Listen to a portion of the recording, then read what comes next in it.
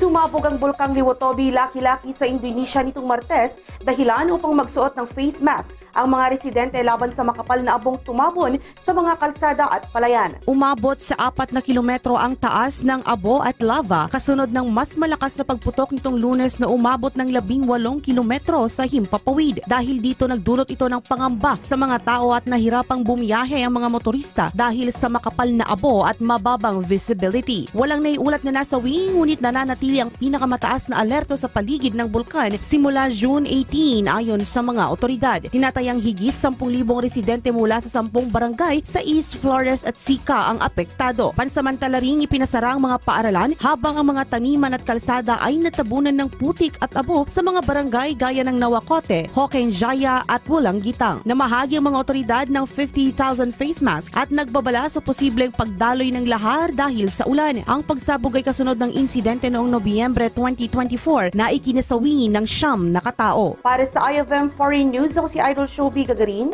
Idol. IFM News.